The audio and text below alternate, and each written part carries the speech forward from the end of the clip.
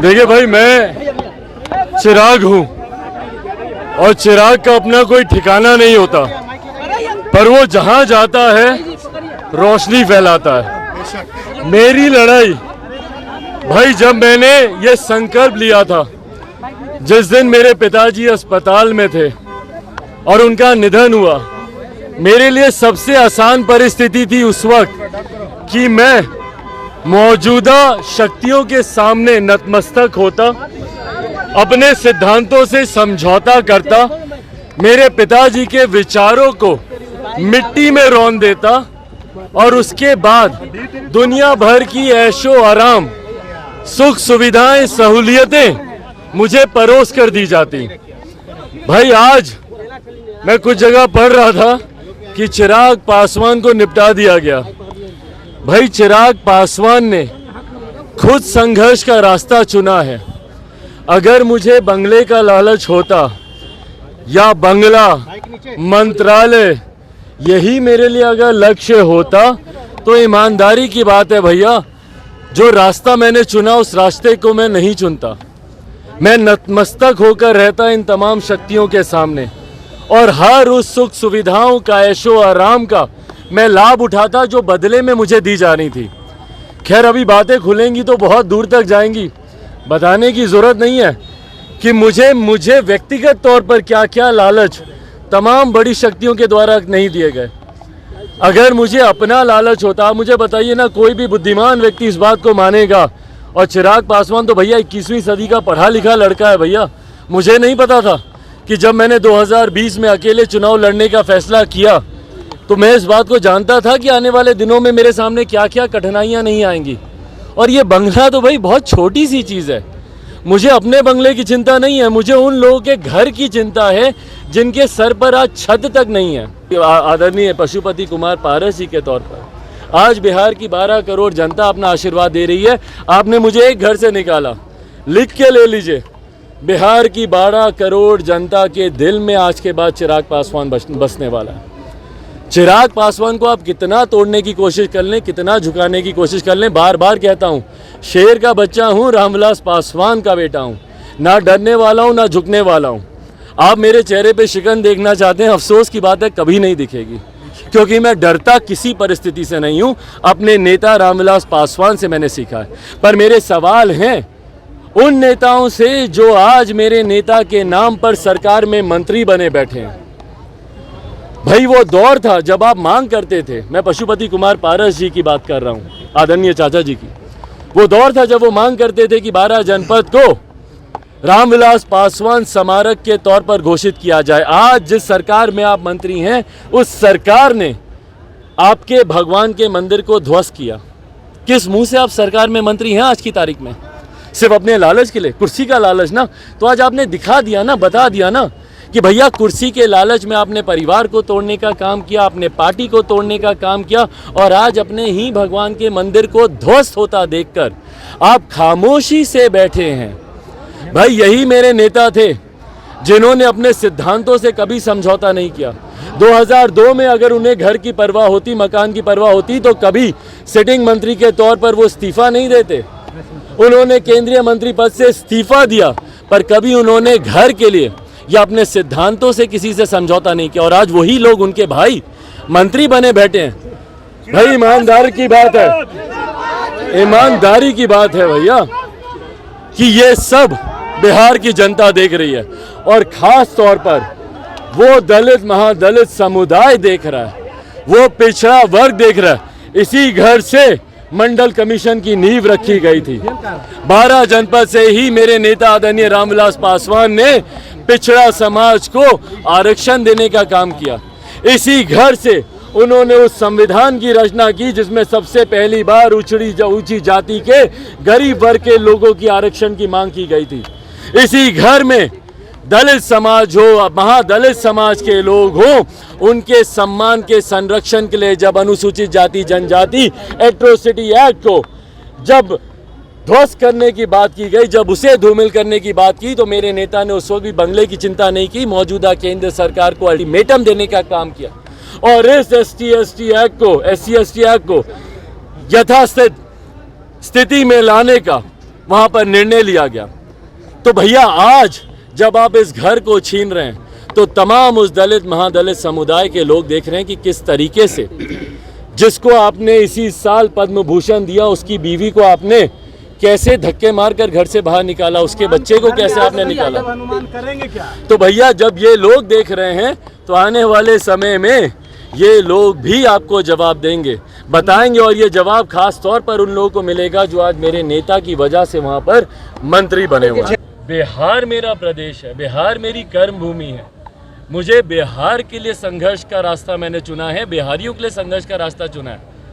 दिल्ली में घर बंगले की मुझे अगर होती तो 50 साल तक मेरे पिताजी दिल्ली में रहे, उन्होंने वहाँ की राजनीति की। अभी तक हम लोगों ने दिल्ली में अपना कोई ना कोई घर तो बना ही लिया होता।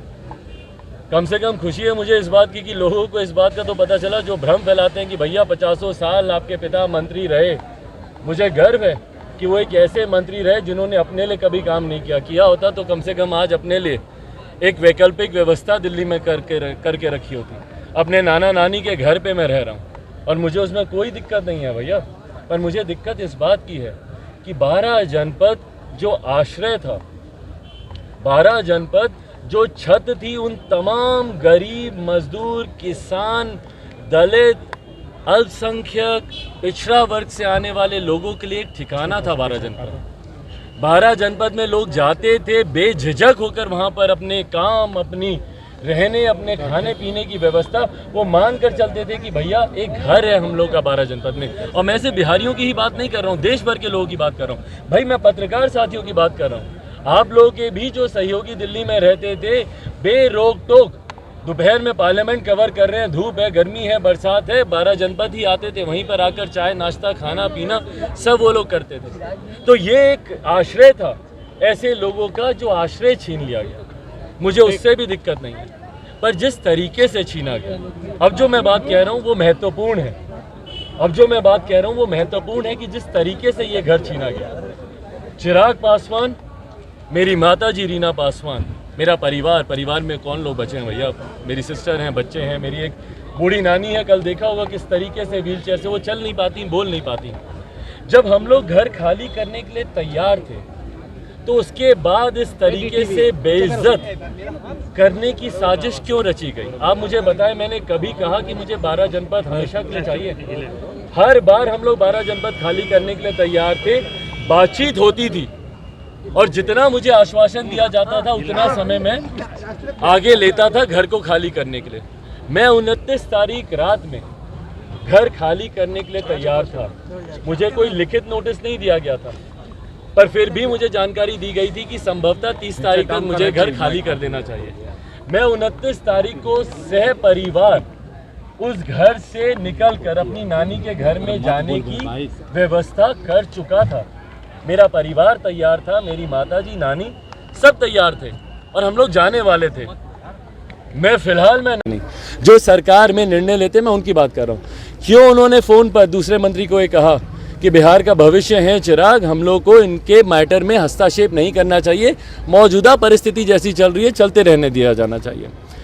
उनके इस वादे पर उस रात मैं अपने परिवार के साथ 12 जनपद पर रुका और अगले दिन जिस तरीके से फोर्स भिजवा कर, भैया इतना क्या बुरा किया कि जिस तरीके से आपने फोर्स भिजवाई और जिस तरीके से उस फोर्स ने आकर हम लोग के सामान को बाहर फेंकने का काम किया। मेरे पिता की तस्वीरों को, मुझे दुख इन बातों का, जो मैंने कहा कि मुझे दुख है, घर मुझे आज नहीं तो कल खाली करना था, कोई दिक्कत है नहीं है भैया, मैंने कर दिया। आपने 3 घंटे में मैंने घर खाली किया, मुझे कोई दिक्कत नहीं है उस बात की। पर जिस तरीके से मेरे पिता की तस्वीरों को उठा कर बाहर फेंका गया, जिस व्यक्ति को, रामविलास पासवान को इसी साल आपने पद्म भूषण से सम्मानित किया, उनकी तस्वीरों को उठाकर आपने बाहर फेंक दिया। संविधान के रचयिता डॉक्टर बाबा साहेब भीमराव अंबेडकर की मूर्तियों को उठाकर आपने घर के बाहर फेंका। मेरे पिताजी की नेम प्लेट, ये तस्वीरें आप ही सबके उस पर मैंने देखी हैं, आप ही सबके माध्यम से मेरे पास वो तस्वीरें आई हैं, क्योंकि मैं तो दिन में ही घर से बाहर चला गया था। उसके बाद जिस तरीके से मेरे माता पिता के बिस्तर पर आपके अधिकारी जूते चप्पल पहनकर उनके बिस्तर को रौंद रहे हैं, जिस बिस्तर पर मेरे पिता सोते थे उस बिस्तर पर जूते चप्पल पहनकर आप चढ़ रहे हैं। आपकी पुलिस की महिला कर्मी, मेरी महिला मददगार जो घर में जो इतने समय से जो परिवार के सदस्य के तौर पर है, उनके साथ धक्का मुक्की कर रही हैं। जो मेरी नानी की देखभाल कर रही हैं, उनके साथ महिला पुलिस आकर बदतमीजी कर रही है। मुझे ये कारण समझ में नहीं आया कि क्यों, जब हम लोग घर खाली करने को तैयार थे तो इस तरीके से घर को खाली करवाने की क्या जरूरत थी, किसके दिशा निर्देश पर? क्या मुख्यमंत्री नीतीश कुमार जी का इतना दबाव था कि भैया चिराग पासवान को बेइज्जत करो, क्योंकि उन्होंने मेरे पिता को बेइज्जत पहले वो कर चुके हैं, कि उनको बेइज्जत करके निकालो? क्या ये चाहते हैं मुख्यमंत्री नीतीश कुमार? भाई कोई दिक्कत नहीं है, मेरी इज्जत, मेरे मान सम्मान की जिम्मेदारी बिहार की 12 करोड़ जनता ने उठा रखी है। जब 12 करोड़ जनता मुझे इज्जत दे रही है, आपके फेंकने से या आपके मुझे घर के बाहर फेंकवाने से चिराग पासवान को कोई फर्क नहीं पड़ता। आपने एक आशीर्वाद का हाथ मेरे सर से हटाया हैं, मुझे उनकी चिंता है भैया, जो दूसरे प्रदेशों में किराए के घर, किराए के मकान, संभवतः सड़क पर, चौल में, बस्तियों में अपना घर बसर कर रहे हैं। मुझे अपने बंगले की चिंता नहीं है, मुझे उनकी चिंता है कि उनको कैसे सह सम्मान हम लोग वापस बिहार लेकर आए, उनको यहाँ पर घर दिया जाए। मेरी लड़ाई उनके लिए, मैं तो बार बार कहता हूँ कि बिहार पर राज करने की मेरी लड़ाई नहीं है, मेरी लड़ाई बिहार पर नाश करने की है। अपनी सुख सुविधाओं की मेरी लड़ाई नहीं है भैया। संघर्ष मुझे विरासत में मिला है और यही संघर्ष मुझे विरासत में मिला है। जो लोग बोलते हैं ना नेपोटिज्म, नेपोकिड, नेपोटिज्म के नाम पर, लेगेसी के नाम पर मुझे ये संघर्ष दिया गया है, जो मैंने अपने पिता से सीखा। मेरे पिता भैया 89 के बाद से आप सब लोग कहते हैं कि भैया मंत्री कोई भी, प्रधानमंत्री कोई भी वो मंत्री रहे, पर 89 से पहले का संघर्ष किसने देखा उनका? 69 में पहली बार वो विधायक बने थे, 20 साल तक संघर्ष किया, तब वो उस लक्ष्य पे पहुंचे। संघर्ष करने से मैं डरता नहीं हूँ, डरता तो ये कदम मैं नहीं उठाता, डरता तो मैं नतमस्तक होता तमाम उन शक्तियों के सामने। पर हाँ, दुख है मुझे, तकलीफ है मुझे कि जिस तरीके से इस घर को खाली कराया गया। भाई ये घर आजीवन मुझे नहीं चाहिए, मैं उस लायक भी नहीं हूँ कि आजीवन आप मुझे दें। और मैं, मेरा परिवार कानून का पूरा सम्मान करता है भैया। मैंने कभी नहीं कहा कि 12 जनपद मुझे आजीवन के लिए दिया जाए, ना मैं उस लायक हूँ, ना मुझे उसकी ज़रूरत है। भाई वैसे भी मुझे बिहार की राजनीति करनी है। अगर मैं ब्लैक एंड वाइट शब्दों की बात करूँ, बिहार मेरा प्रदेश है, बिहार मेरी कर्म भूमि है। मुझे बिहार के लिए संघर्ष का रास्ता मैंने चुना है, बिहारियों के लिए संघर्ष का रास्ता चुना है। दिल्ली में घर बंगले की मुझे अगर होती तो 50 साल तक मेरे पिताजी दिल्ली में रहे, उन्होंने वहाँ की राजनीति की। अभी तक हम लोगों ने दिल्ली में अपना कोई ना कोई घर तो बना ही लिया होता। कम से कम खुशी है मुझे इस बात की कि लोगों को इस बात का तो पता चला, जो भ्रम फैलाते हैं कि भैया 50 साल आपके पिता मंत्री रहे। मुझे गर्व है कि वो एक ऐसे मंत्री रहे जिन्होंने अपने लिए कभी काम नहीं किया होता तो कम से कम आज अपने लिए एक वैकल्पिक व्यवस्था दिल्ली में करके रखी होती। अपने नाना नानी के घर पे मैं रह रहा हूँ और मुझे उसमें कोई दिक्कत नहीं है भैया। पर मुझे दिक्कत इस बात की है कि 12 जनपद जो आश्रय था, 12 जनपद जो छत थी, उन तमाम गरीब, मजदूर, किसान, दलित, अल्पसंख्यक, पिछड़ा वर्ग से आने वाले लोगों के लिए एक ठिकाना था 12 जनपद। 12 जनपद में लोग जाते थे बेझिझक होकर, वहाँ पर अपने काम, अपनी रहने, अपने खाने पीने की व्यवस्था वो मान कर चलते थे कि भैया एक घर है हम लोग का 12 जनपद में।